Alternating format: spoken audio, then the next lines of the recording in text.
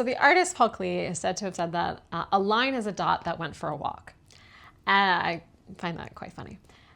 And Sondheim, in the introduction dedication to his annotated lyrics, wrote that this book is for anyone who's taken a dot for a walk. And, which is to say, for any creative, for any artist, for anyone who, of any employ who has dared to be wrong, has dared to innovate, to try something a different way, to make, to create. And we're all artists, we're all creating on some level if we're living from that, most transcendental, truthful, honest place. So I think of each meditation, we are really taking that finite dot of self for a cosmic walk. And each walk is going to look quite different. There are going to be days where the walk is seamless and easy, and we will transcend and rest in bliss and have beautiful, creative, intuitive, inspiring thoughts and visions and sensory experiences.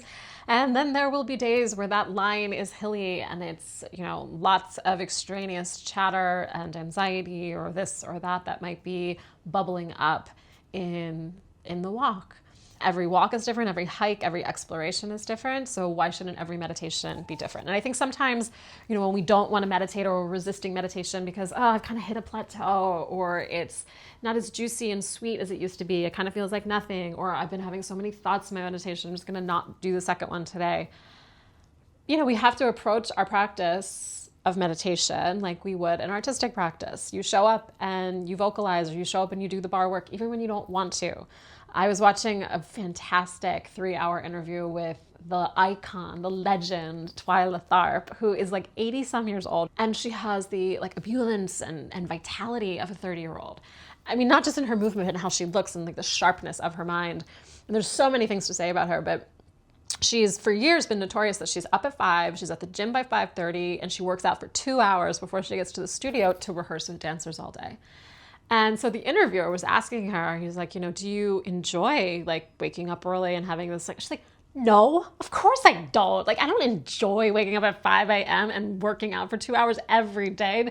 She's like, but what I enjoy is when I can get to the studio and my body, my instrument is so primed that it can serve whatever artistic, creative impulse I have that moment to convey what I know to the dancers. She's no longer performing, but you see it in her when she comes out on stage to take a bow with her company. I mean, there is life force and beauty in her movement because of all of the walks that she took that dot of herself on every morning when it was cold, when she was tired, when she didn't want to get out of bed, when the gym didn't open on time, whatever it might be. And so we have to, our practice is for us as much as we show up for it. And we have to show up and take that walk. And, the creative output, the experience of the meditation is not the thing itself, right? Whether it was blissful or insightful, whether it was easy or, kind of mundane, that's not the point. It's everything that comes after. It's getting to the studio, or getting to the studio of life, which is just life writ large, and getting to play.